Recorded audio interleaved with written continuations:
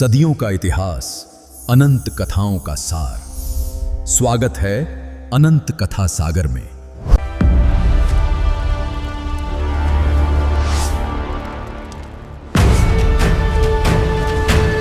ब्रह्मांड के इतिहास में एक ऐसा क्षण भी आया था जब समय की गति थम गई थी। एक ऐसा सन्नाटा जो किसी महाप्रलय से पहले नहीं बल्कि एक महाजीवन के आरंभ से पहले छाया था। क्या आप कल्पना कर सकते हैं उस भय की जिसने न केवल स्वर्ग के देवताओं को बल्कि नवग्रहों को भी अपनी जगह से हिला दिया था। सोचिए, आखिर उस नवजात शिशु की पहली किलकारी में ऐसा क्या था जिसने मृत्यु के देवता यम और छाया ग्रह राहु केतु को भी थरथर कांपने पर मजबूर कर दिया। ये कहानी एक साधारण जन्म की नहीं है। ये कहानी है उस ब्रह्मांडीय घटना की जब स्वयं महादेव ने अपने 11वें रुद्र रूप में वानर वेश धारण कर पृथ्वी पर आंखें खोली थीं। आज हम खोलेंगे हनुमान जी की कुंडली के वो 5 अनकहे पन्ने जिन्हें सुनकर आप समझ पाएंगे कि आखिर क्यों उनके जन्म के समय काल भी रास्ता बदल कर निकल गया था। चैत्र मास की पूर्णिमा, आकाशमंडल में नक्षत्र अपनी चाल बदल रहे थे। ज्योतिष शास्त्र कहता है कि जब कोई साधारण मनुष्य जन्म लेता है तो उसकी किस्मत ग्रह तय करते हैं, लेकिन उस मंगलवार की सुबह कुछ उल्टा हो रहा था। उस दिन ग्रह किसी बालक की किस्मत लिखने के लिए नहीं बैठे थे, बल्कि वो बालक ग्रहों की दिशा और दशा बदलने के लिए आ रहा था। उस समय अंतरिक्ष में एक अजीब सी हलचल थी। शनि, जो अपनी क्रूर दृष्टि के लिए जाने जाते हैं, और मंगल, जो युद्ध के कारक हैं, दोनों ही एक विशेष स्थिति में आ गए थे। लेकिन सबसे ज्यादा घबराहट अगर किसी को थी तो वो थे राहु और केतु। शास्त्रों के अनुसार सूर्य को ग्रसने की ताकत रखने वाले राहु को अचानक अपनी शक्ति क्षीण महसूस हुई। उसे आभास हो गया था कि पृथ्वी पर एक ऐसा तेज प्रकट होने वाला है जिसके सामने सूर्य का ताप भी फीका पड़ जाएगा। ये केवल एक वानर शिशु का जन्म नहीं था, ये साक्षात ऊर्जा के एक ऐसे विस्फोट का विस्फोट था जिसे संभालने के लिए शायद पृथ्वी भी तैयार नहीं थी। आइए उस दृश्य को अपनी आंखों के सामने लाते हैं। सुमेरु पर्वत की कंदराओं में माता अंजना समाधि में लीन थीं। हजारों वर्षों की तपस्या, एक ही मांग, महादेव का अंश उनके पुत्र के रूप में प्राप्त हो। उधर कैलाश पर, जहां शून्यता का वास है, महादेव ने अपनी आंखें खोली। उनकी आंखों में वो शांति नहीं थी जो अक्सर देखी जाती है, बल्कि एक संकल्प था। नारायण के कार्यों को सिद्ध करने के लिए रुद्र को अब सेवक बनना था। ये विरोधाभास ही हनुमान जी के व्यक्तित्व की नींव है, जो स्वामी होकर भी सेवक हैं, जो रुद्र होकर भी शांत हैं। जैसे ही महादेव की शक्ति ने पवन देव के माध्यम से माता अंजना के गर्भ की ओर प्रस्थान किया, तीनों लोकों में कंपन हुआ। ये वो पहला संकेत था जिसे इंद्र भी समझ नहीं पाए थे। स्वर्ग का सिंहासन डोल गया। इंद्र को लगा कि शायद कोई असुर किसी महाशक्ति के साथ जन्म ले रहा है, लेकिन ये असुर नहीं, ये तो असुरों के काल का जन्म था। उस समय ग्रहों की स्थिति पर गौर करें तो एक अद्भुत संयोग बन रहा था जिसे केसरी योग और महाबली योग कहा जाता है। कुंडली का पहला सच ये था कि हनुमान जी का जन्म मेष लग्न में हो रहा था, जिसके स्वामी स्वयं मंगल हैं और उसमें सूर्य अपनी उच्च राशि में विराजमान थे। इसका अर्थ समझते हैं आप? इसका अर्थ था असीमित ऊर्जा और अजेय आत्मबल। राहु केतु का डरना जायज था। राहु अंधकार का प्रतीक है और हनुमान जी का जन्म ही सूर्योदय के समय सूर्य की शक्तियों के साथ हो रहा था। जहां इतना प्रकाश हो, वहां अंधकार का अस्तित्व कैसे बच सकता था? ऐसी और कहानियों के लिए अनंत कथा सागर को अवश्य सब्सक्राइब कर लें, नहीं तो ये चैनल दोबारा नहीं मिलेगा। राहु देख रहा था कि आने वाले समय में ये बालक न केवल सूर्य को एक फल समझकर खाने का साहस करेगा, बल्कि नवग्रहों को अपनी पूंछ में बांधकर रावण की कैद से भी छुड़ाएगा। राहु और केतु को अपनी पराजय सदियों पहले ही उसी गर्भ में पल रहे तेज से दिखाई देने लगी थी। ये भय अकारण नहीं था, ये भय उस अंश का था जो जन्म लेने वाला था। माता अंजना की गुफा के बाहर हवाएं अचानक तेज हो गईं। पवन देव अपनी प्रसन्नता रोक नहीं पा रहे थे। सुमेरु पर्वत के वृक्ष झूमने लगे, नदियां उफान पर आ गईं। और फिर वो क्षण आया। सूर्य देव क्षितिज पर उदित हुए, लालिमा बिखेरते हुए, और ठीक उसी पल माता अंजना की गोद में उस दिव्य बालक ने अपनी पहली सांस ली। उस पहली सांस के साथ ही एक हुंकार गूंजी। वो रोने की आवाज नहीं थी, वो ओम के नाद जैसी गंभीर गर्जना थी। कहते हैं उस समय बालक हनुमान की त्वचा से इतना तेज निकल रहा था कि गुफा के अंदर का अंधेरा तो दूर, बाहर खड़े सूर्य भी पल भर के लिए सहम गए। ऐसा लगा जैसे पृथ्वी पर दूसरा सूर्य उग आया हो। उनकी कुंडली का दूसरा बड़ा सच ये था कि उनके उनके जन्म के समय गुरु अपनी ही राशि में होकर केंद्र में बैठे थे, जिसने उन्हें जन्मजात ज्ञान और विवेक का स्वामी बना दिया था। शक्ति के साथ विवेक का ऐसा संगम विरला ही होता है। लेकिन कहानी यहाँ खत्म नहीं होती। यहाँ से तो बस उस महालीला की शुरुआत होती है। जन्म लेते ही इस बालक को भूख लगी। साधारण भूख नहीं, ये भूख थी उस ब्रह्मांडीय ऊर्जा की जिसे उनका शरीर मांग रहा था। माता अंजना तो फल लाने के लिए बाहर चली गई, लेकिन पालने में लेटे बाल हनुमान की नजर आकाश की ओर गई। उनकी कुंडली का तीसरा और सबसे खतरनाक पहलू अब सक्रिय होने वाला था। उनकी दृष्टि सीधे सूर्य पर पड़ी। लाल रंग का चमकता हुआ सूर्य। किसी साधारण शिशु की आंखों की रोशनी सूर्य को देखने से चली जाती, लेकिन यहां तो मामला ही उल्टा था। बाल हनुमान ने सूर्य को देखा और सूर्य को लगा कि कोई उसे चुनौती दे रहा है। राहु, जो उस दिन सूर्य ग्रहण लगाने की फिराक में था, अपनी काली छाया लेकर सूर्य की ओर बढ़ रहा था। उसे लगा कि आज तो उसका दिन है, आज वो सूर्य को ग्रस लेगा। लेकिन राहु को यह नहीं पता था कि नीचे पृथ्वी से एक और शक्ति ऊपर की ओर देखने वाली है। बाल हनुमान को लगा कि आकाश में कोई पका हुआ मीठा फल लटक रहा है। उनके बाल मन में उस फल को पाने की तीव्र इच्छा जागी, और यहीं इसी इच्छा ने उस घटनाक्रम की नींव रखी जिसने पूरे ब्रह्मांड को हिलाकर रख दिया। सोचिए, एक नवजात शिशु जिसने अभी चलना भी नहीं सीखा, वो आकाश में उड़ने का संकल्प ले रहा था। ये केवल शारीरिक शक्ति नहीं थी, ये अणिमा और लघिमा जैसी अष्ट सिद्धियों का प्रभाव था जो उन्हें जन्म से ही प्राप्त थीं। ये उनकी कुंडली का चौथा सच था, सिद्धियों का स्वामी होना। राहु अपनी गति से सूर्य की ओर बढ़ रहा था और इधर बाल हनुमान ने अपने घुटनों पर बल दिया। हवाएं थम गईं, पक्षियों का कलरव बंद हो गया। सुमेरु पर्वत पर एक सन्नाटा छा गया, जैसे कोई तूफान आने से पहले की खामोशी हो। बाल हनुमान ने एक छलांग लगाने की तैयारी की। ये छलांग केवल जमीन से आसमान की नहीं थी, ये छलांग थी मर्यादाओं को तोड़ने की। ये छलांग थी उस विश्वास की कि अगर लक्ष्य सामने हो तो दूरी कोई मायने नहीं रखती। उस नन्हे शरीर में इतनी ताकत कहां से आई? क्या ये महादेव का रुद्र रूप था जो अब जागृत हो रहा था, या फिर ये पवन देव का वेग था जो उनकी नसों में दौड़ रहा था? जैसे ही उन्होंने अपने नन्हे पैरों से जमीन को धक्का दिया, धरती कांप उठी। धूल का एक बवंडर उठा और देखते ही देखते वो लाल रंग का प्रकाश पुंज गुरुत्वाकर्षण के सारे नियमों को तोड़ते हुए आकाश की ओर तेजी से बढ़ने लगा। राहु, जो अब तक अपनी धुन में था, उसने अचानक नीचे देखा। उसे अपनी आंखों पर विश्वास नहीं हुआ। कोई दूसरा केतु नहीं, बल्कि एक बालक वायु के वेग से भी तेज सीधा उसकी ओर सूर्य की ओर आ रहा था। राहु के मन में पहली बार एक प्रश्न उठा, ये कौन है जो मेरे ग्रास को अपना ग्रास बनाने आ रहा है? ब्रह्मांड में अब एक त्रिकोणीय संघर्ष शुरू होने वाला था। एक तरफ सूर्य जो अपनी आग बरसा रहे थे, दूसरी तरफ राहु जो अपना अधिकार जताने आ रहा था, और तीसरी तरफ इन दोनों से बेपरवाह अपनी भूख मिटाने के लिए बढ़ा चला आ रहा एक नन्हा बालक। देवता अपने विमानों से बाहर निकल आए। इंद्र का वज्र थरथराने लगा, क्योंकि जो होने वाला था वो विधाता के लेख में भी स्पष्ट नहीं था। क्या एक बालक सूर्य को निगल सकता है? और अगर उसने ऐसा कर दिया तो सृष्टि का क्या होगा? क्या अंधकार हमेशा के लिए विजय हो जाएगा? आकाश में उस दिन एक ऐसी दौड़ शुरू हुई जिसका अंत किसी प्रलय से कम नहीं होने वाला था। हनुमान जी की गति बढ़ती जा रही थी और सूर्य का आकार उनके लिए छोटा होता जा रहा था। ये दृश्य देखकर राहु के पसीने छूट गए। उसे लगा कि आज सूर्य बाद में पहले उसका अस्तित्व खतरे में है। लेकिन क्या राहु इतनी आसानी से हार मानता? क्या इंद्र इस बालक को रोकने के लिए चुपचाप बैठे रहते? और सबसे बड़ा सवाल, जब वो नन्हा हाथ सूर्य को छूने वाला होगा, तब ब्रह्मांड की ऊर्जाओं का जो टकराव होगा, उसका परिणाम क्या होगा? अभी तो बस उड़ान भरी गई है। असली संघर्ष तो अब शुरू होगा, जब आकाश मंडल में एक बालक देवताओं के राजा और ग्रहों के दानव से एक साथ टकराएगा। ये वो क्षण था जब हनुमान जी की कुंडली का 5वां और सबसे गुप्त सच सामने आने वाला था। और वो सच क्या था, ये जानने के लिए आपको हमारे साथ उस ऊंचाई तक चलना होगा जहां हवा भी जाने से डरती है। उस ऊंचाई पर सन्नाटा नहीं, बल्कि अग्नि की गर्जना थी।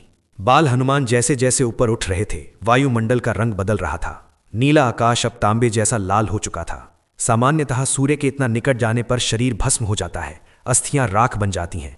लेकिन ये कोई साधारण बालक नहीं था, ये महादेव के 11वें रुद्र का अवतार था।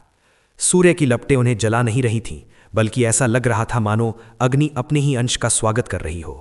बालक की नजरों में सूर्य कोई आग का गोला नहीं, बल्कि एक रसीला लाल सुर्ख फल था। भूख इतनी तीव्र थी कि ब्रह्मांड की सारी ऊर्जा भी कम पड़ जाए। और ठीक इसी समय नियति ने अपना खेल खेला। ये अमावस्या की तिथि थी। सूर्य पर ग्रहण लगने का समय हो चुका था। अंतरिक्ष के गहरे अंधेरे से राहु अपनी काली छाया फैलाते हुए सूर्य की ओर बढ़ रहा था। उसे आज अपना ग्रास निगलना था। वो अपनी चिरपरिचित भूख के साथ बढ़ा चला आ रहा था, इस बात से पूरी तरह अनजान कि आज उसका सामना एक ऐसी भूख से होने वाला है जिसके आगे उसकी क्षुधा चींटी के समान थी। जैसे ही राहु सूर्य के निकट पहुंचा, उसने देखा कि एक बालक पहले से ही सूर्य को पकड़ने के लिए हाथ बढ़ाए हुए है। राहु ठिठक गया, उसे अपनी आंखों पर विश्वास नहीं हुआ। कौन है ये जो काल के नियमों को चुनौती दे रहा है? राहु को लगा कि ये कोई दूसरा सूर्य है या शायद कोई मायावी शक्ति। उसने बालक को डराने की कोशिश की, अपनी भयावह गर्जना से आकाश को कंपा दिया। किंतु अंजनी पुत्र डरे नहीं। उन्होंने राहु को देखा और उनकी बाल सुलभ बुद्धि ने सोचा कि शायद ये कोई काला कीड़ा है जो मेरे फल को खाने आया है। हनुमान जी ने एक हुंकार भरी और राहु की ओर झपटे। वो हुंकार इतनी भयानक थी कि राहु, जो देवताओं को भी डरा देता था, भय से कांपने लगा। उसे अपने प्राण संकट में दिखाई देने लगे। वो अपनी दिशा भूल गया, सूर्य को भूल गया और अपनी जान बचाकर वहां से भागा। राहु सीधा देवराज इंद्र के दरबार में पहुंचा। उसका शरीर कांप रहा था, स्वर में भय था। उसने देवराज के चरणों में गिरकर कहा, देवराज, आपने मुझे सूर्य और चंद्रमा को ग्रास बनाने का अधिकार दिया था, फिर ये कौन है जिसने आज मेरे अधिकार को छीन लिया? वहां एक बालक है जिसने सूर्य को निगलने का प्रयास किया और अब वो मुझे भी खाने दौड़ा। रक्षा करें देवराज, अन्यथा आज सृष्टि का संतुलन बिगड़ जाएगा। इंद्रदेव ये सुनकर चकित रह गए। एक बालक जो राबु को डरा दे, जो सूर्य तक पहुंच जाए। उन्हें लगा कि शायद कोई दैत्य मायावी रूप धरकर स्वर्ग पर आक्रमण करने आया है। इंद्र का क्रोध जाग उठा। उन्होंने अपने वाहन ऐरावत हाथी को बुलाया और हाथ में अपना सबसे अमोघ अस्त्र वज्र धारण किया। इधर आकाशमंडल में बालक हनुमान अब सूर्य के अत्यंत निकट थे। उनका हाथ सूर्य बिंब को छूने ही वाला था।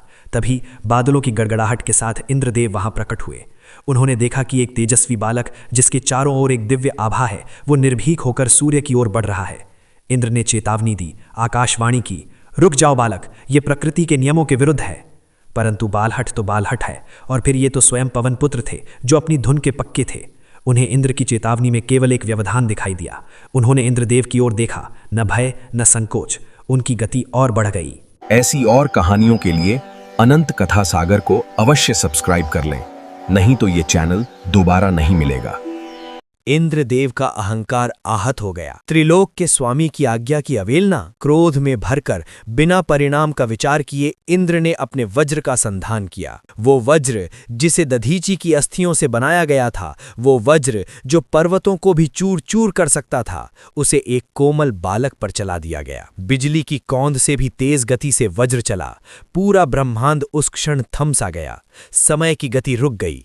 वज्र सीधा जाकर बालक हनुमान की ठुड्डी यानी हनु पर लगा। प्रहार इतना भीषण था कि आकाशमंडल थर्रा गया।